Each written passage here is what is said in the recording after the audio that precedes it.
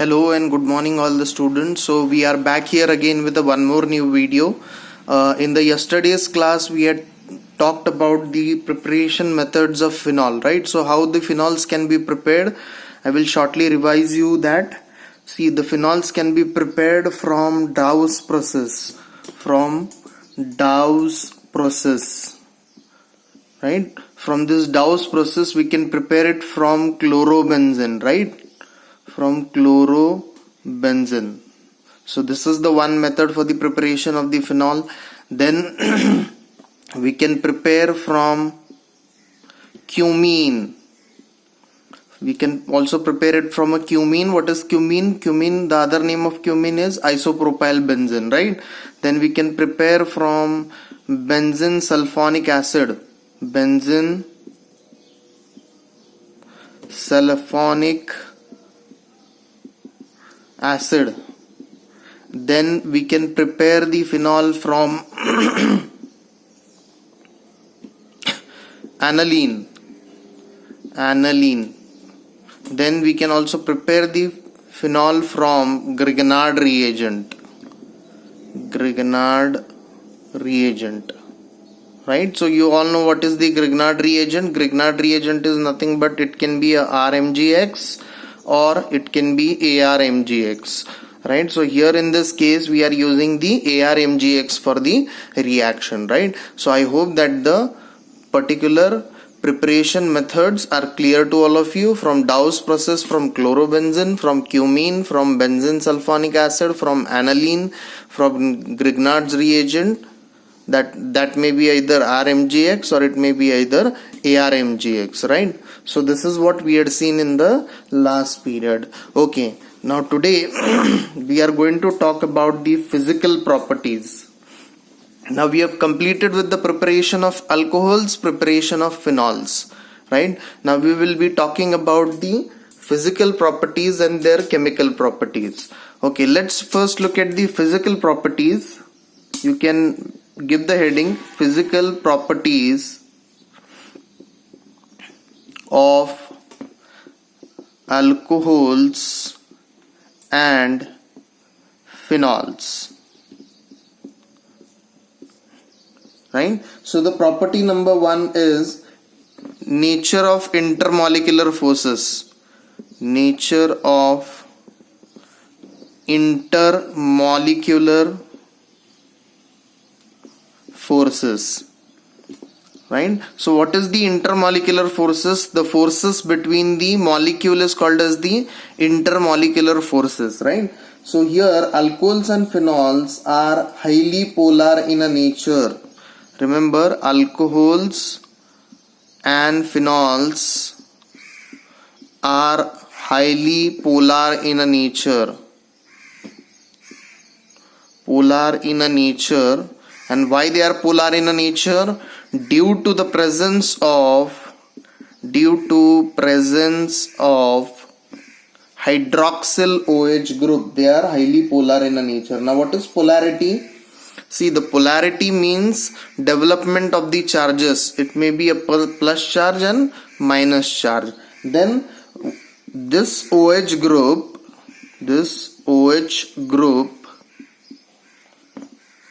is strongly bonded by hydrogen bonding.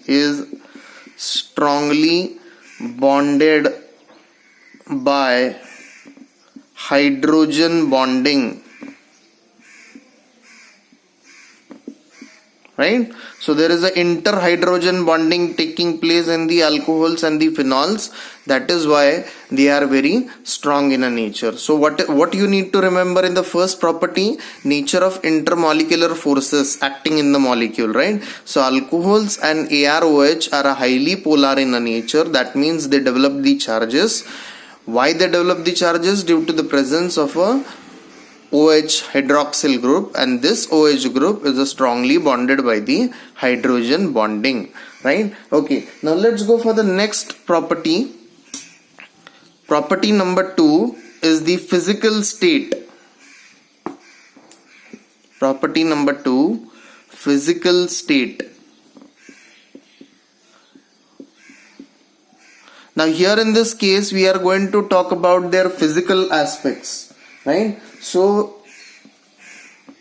you can note it down. Alcohols are colorless in nature.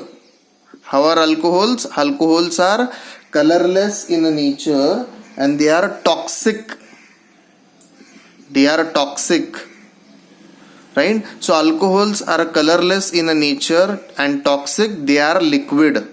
They are in liquid form,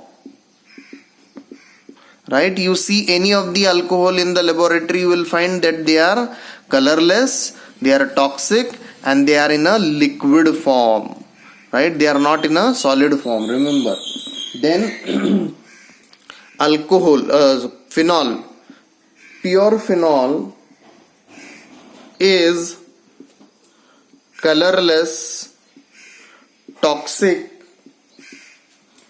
and has the phenolic odor. Phenolic odor, right? And alcohol has the alcoholic odor. Alcoholic odor. So you all know how is the alcoholic odor? It is a sweet odor, right? And phenol has the phenolic odor. So these are the physical aspects of this particular alcohols and phenols. I will just read it once again. Alcohols are colorless in nature, they are toxic, they are in a liquid form, right? And pure phenol is a colorless, it is also toxic, and they have the phenolic odor, right? So these are the physical aspects of the alcohols and phenols. Okay, now let's go for the third property. The third property is boiling point. So the boiling point chart is given in the textbook. You can refer to the boiling point chart.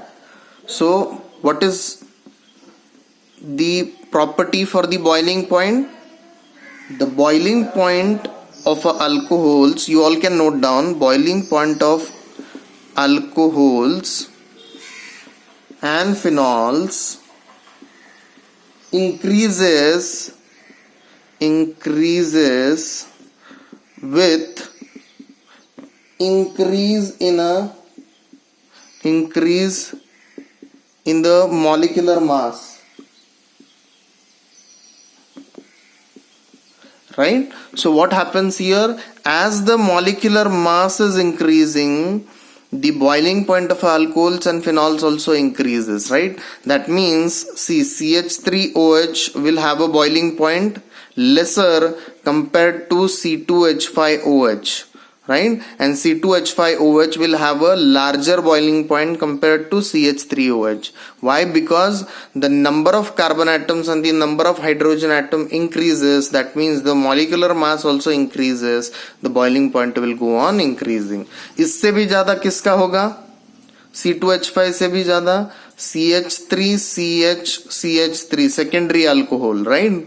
So secondary alcohol के case में भी इससे ज्यादा boiling point होगा. Why? Because the molecular mass has increased, right? So you can remember what is the physical property, the boiling point. The boiling point of alcohols and phenols increases with the increase in the molecular mass. For this you can check the chart in your textbook. The boiling point chart is given. Again, I would like to tell you all that the particular values are not important. No one is going to ask you the values in the board exam. Keep this in mind. Values are only the figures. They will not be asked in the exam. What you need to remember is, you need to remember the trend. What is the trend? Whether it increases or whether it decreases, right? Okay, next, solubility. Next property is solubility. So what happens here? Phenols and alcohols are soluble in a water. Phenols and alcohols are soluble in water. Why they are soluble in water? Because of their ability to form hydrogen bonding.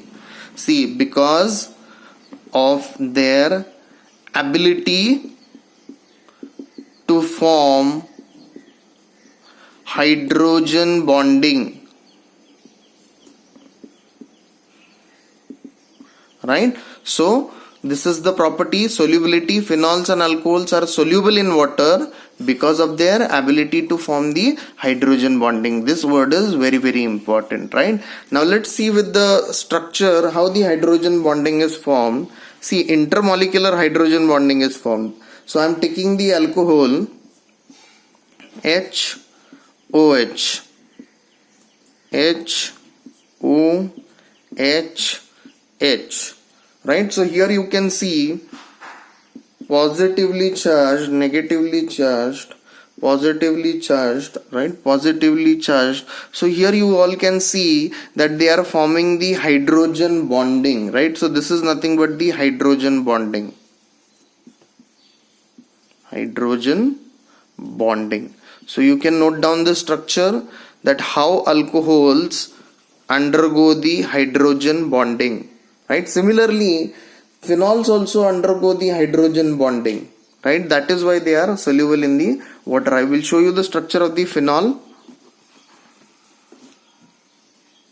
See, AR, O, H, H, O, H, H, O, H and H, right? So this is the structure for the phenol. See, this is ROH, AROH. So this becomes the phenol. AR is nothing but the aromatic, right? So here also we can see there are development of the charges, plus charge, then we have a plus charge, minus charge, right? So this is how the hydrogen bonding is formed in the case of phenols. Hydrogen bonding in phenol. So we saw that the intermolecular hydrogen bonding is present in the phenols as well as it is present in the alcohols. That is why they are soluble in a nature, right? So this is also a very, very important property, right? So with this we finish with the physical properties of the alcohol. So what are the physical properties? So the physical properties are nature of intermolecular forces, physical states, then we have seen the solubility, and the last one was boiling point, right? So this all are the physical properties of the alcohols and phenols. Okay, now let's go for the chemical properties of the alcohols and phenols.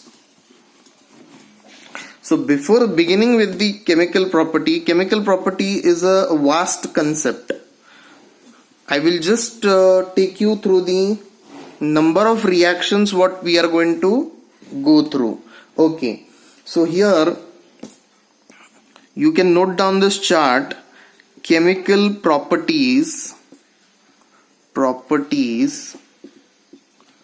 of alcohols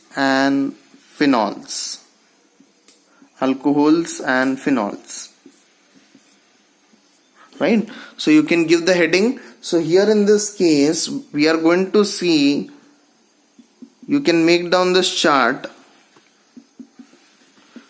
laboratory test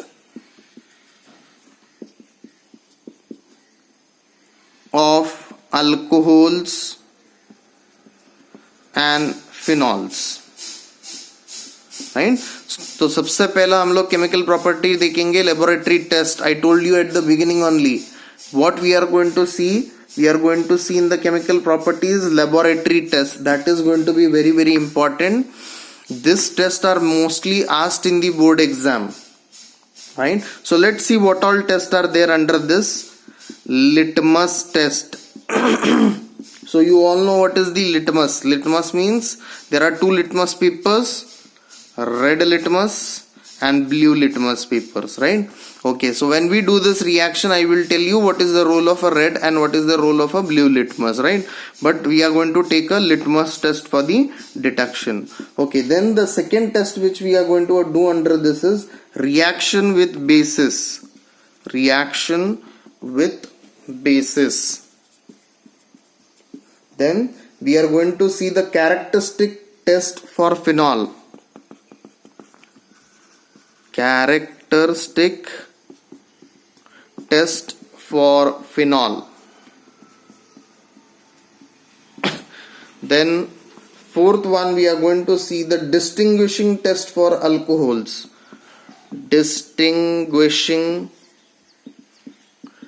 test for alcohols.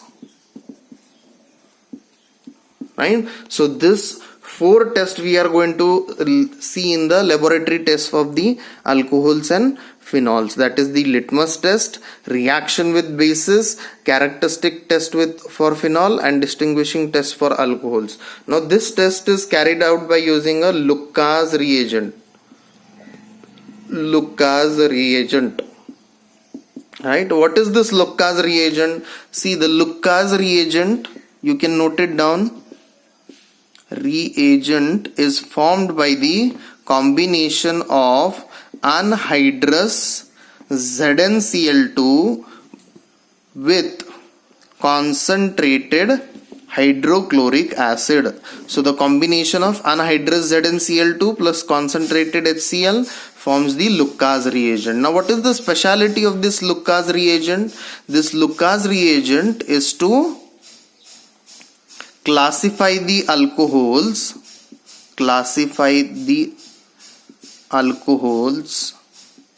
with a lower molecular weight.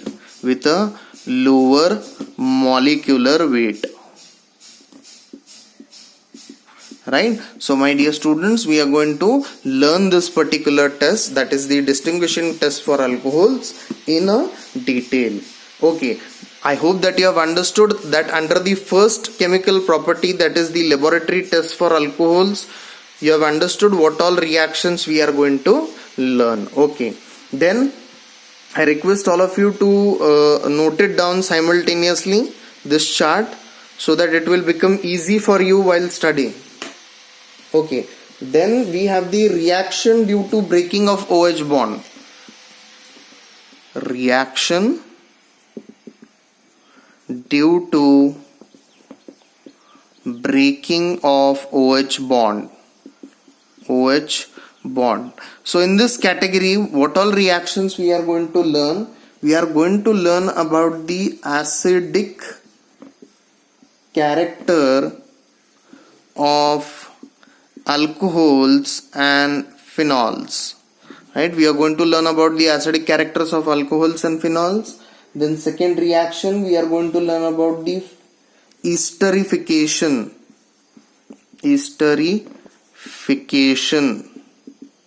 Right?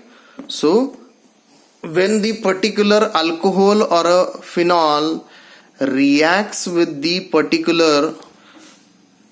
acetic acid, then it will get converted into a ester. Right? When alcohol or a phenol reacts with the particular acetic acid, it will get converted into a ester. Right? Okay. Then this 2 tests we are going to learn under the reaction due to breaking of the OH bond. Now next category, you can note it down. Reaction due to breaking of CO bond. Reaction due to breaking of CO bond, that is carbon oxygen bond. Under this category, what all reactions we are going to learn? In this category, we will be learning about the reaction with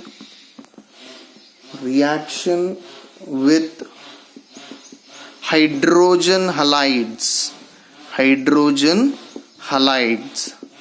Then second category, reaction with phosphorus halides. So you know what is the phosphorus halides? PCl3, PCl5, right? Hydrogen halides, HCl, HBr, HI, right? So these are the hydrogen halides. Then the third reaction we are going to learn, dehydration of alcohols to alkenes. Dehydration of alcohols to alkenes, right?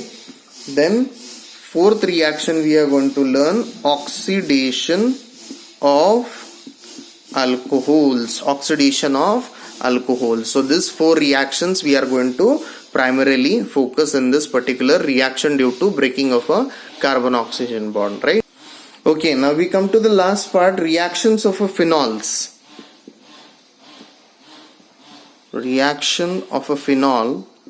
Under this, what all things we are going to see in the reaction of a phenol? In the reaction of a phenol, we are going to see the halogenation of phenol. Halogenation of phenol. Then you will be seeing the nitration of phenol. Nitration of phenol. Then you will be seeing the sulfonation. Sulfonation of phenol. Then we will be seeing the Rimmer and Timmer reaction. Rimmer and Timmer reaction. Then we will be seeing Kolbe reaction. Kolbe reaction. Then under this category, sixth reaction, we will be seeing oxidation of phenol. Oxidation of phenol. Seventh reaction, we will be seeing the catalytic hydrogenation of phenol. And last one, eighth reaction we are going to see is reduction of phenol. Right? So I hope that you have understood the particular chemical properties of the alcohols and phenols. So what happens in the halogenation? Addition of a halogens, right? Cl2, Br2, or it may be a I2, right? So this is nothing but called as the halogenation. Nitration means what? Addition of a nitric acid, HNO3. Sulfonation means addition of a H2SO4, that is the sulfuric acid. Rimmer and Timmer reaction. What is Rimmer and Timmer reaction?